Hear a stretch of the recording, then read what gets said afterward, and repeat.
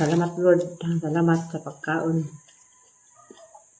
Dawat na mo rong adlaw.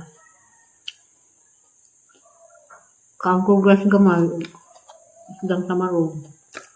Ngapi, lumpia, gulay.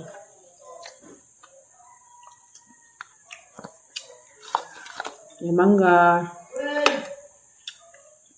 Kape istik. Kasi babang buwan na.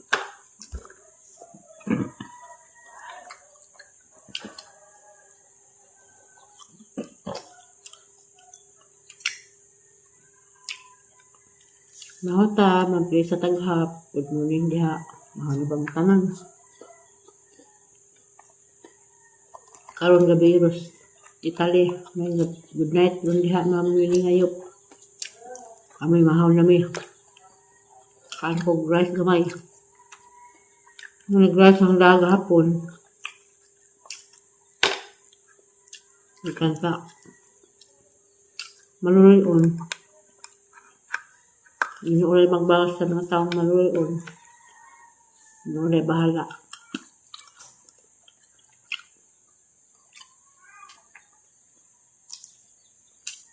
Marso 28 na.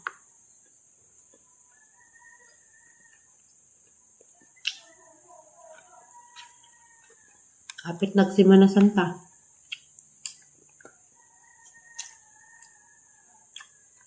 Ano ba mo?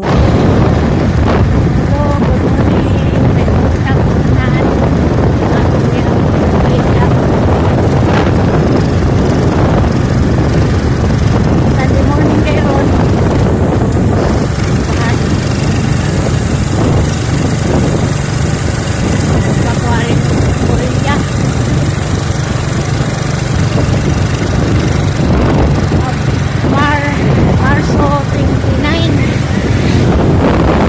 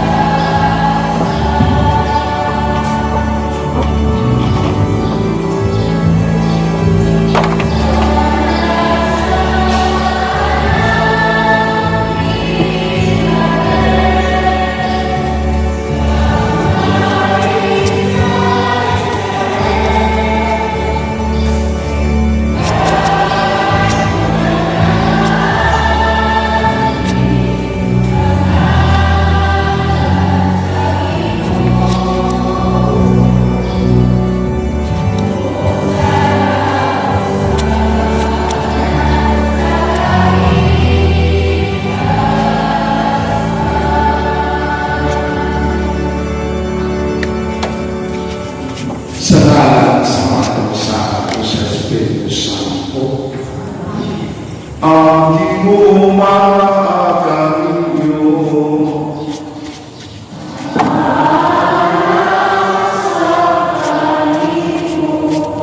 Mga biksuon ni Kristo, sulod sa 5 kasimana, nangandaw kita. Inaagi sa mga buhat sa kaluluyo penitensya, alang sa pagsaulog, sa misteryo sa Pasko sa pagkabanhaw sa aking Ginoo. Karon nagkatigon kita ang magsugod ni solemne ng pagsaulog, duyon sa pitong simbahan, nga nagluko sa kalibutan. Si Kristo isulod nga manatugon sa iyang kaugalingong siyudad, aron pagtibawas sa iyang buhat sa pagkamanubos nato. Kinibuhata, mao ang pagpasakit, pagpakamatay, o pagkabanhaw. Hinumduman nato ang iyang buhat sa pagpanubos, o sundon nato siya sa buhing pagtubo. Kung makihibusa kita kanina, dinha sa iyang mga paghamtos sa krus, makalaon kita nga makaambit sa iyang pagkabanhaw. Maampo kita,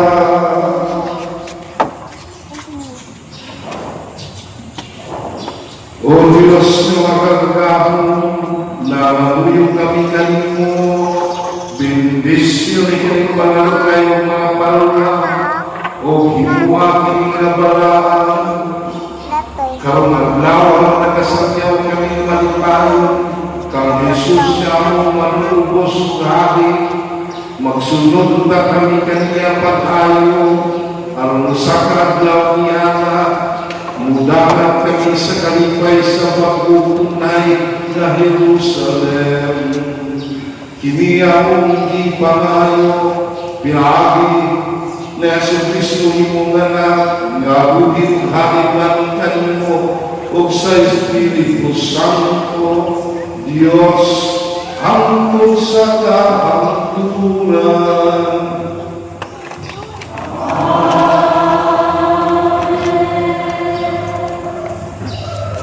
Kinuto ikan sa Ebanghelyo sumalat ni San Mateo. Sa lulo na sila sa Jerusalem, umiyabot na sa Betpage, sa bungtod sa mga Olivo.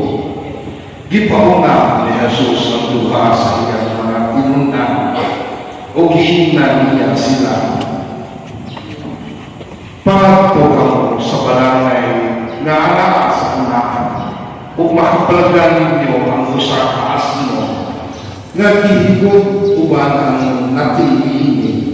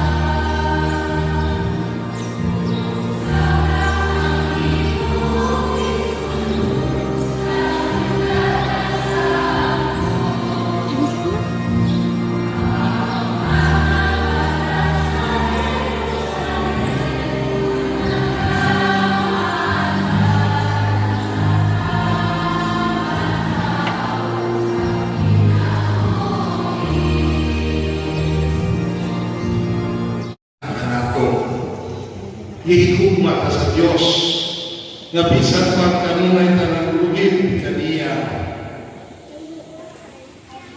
Ang atong Ginoong Jesucristo, mitugyan sa iyang kaugalingon sa pag-antos, pagpakamatay sa krus, o pagkabanhaw kung makabatong kitang katubsanan sa ako mga sila.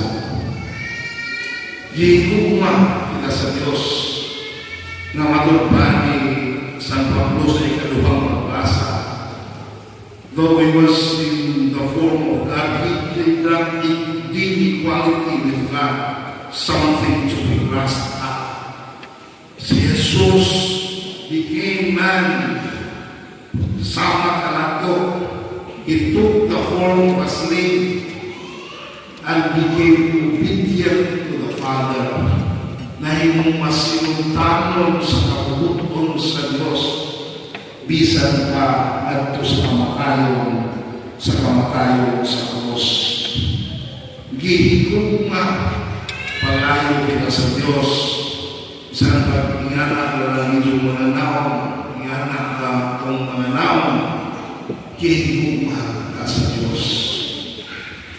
Nabuot niya tupson gikan sa pagkatapos sa lakong kamatayon ng iyang minugnang katawan, pinaagi sa sakripisyo ni Kristo dito sa krus.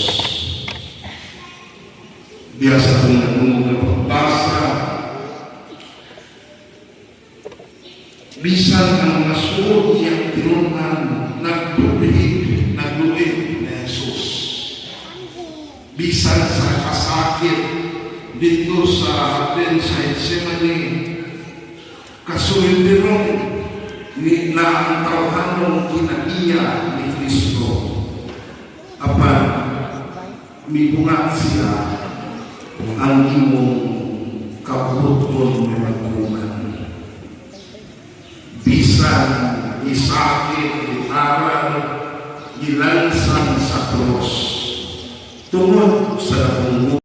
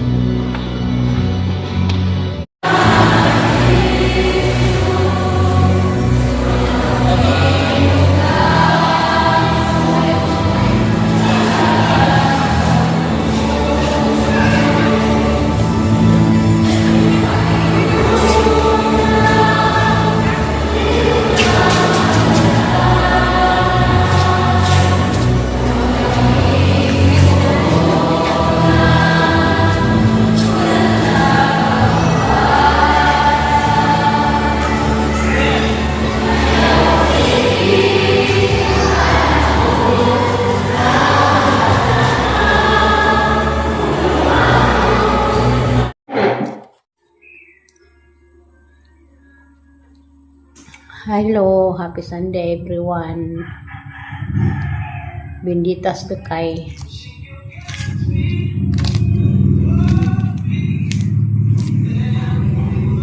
Pasti sa palis, makalas palis.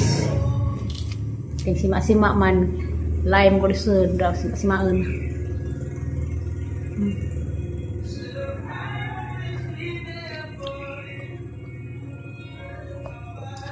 Ang tam-isa. Umahay ko nga duhang ipalit ang bensin ko ra. Yung isa. Tamas man di ay.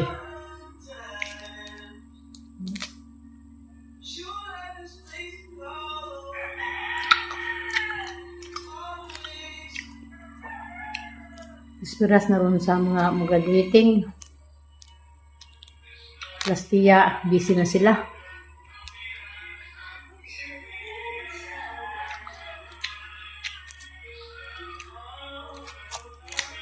Video call gani ha. Prepare na sila kay namden uli isang Papalikya. Turatan ko yung naa.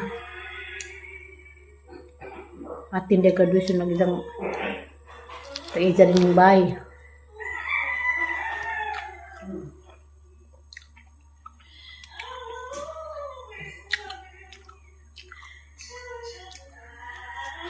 Mustang diha.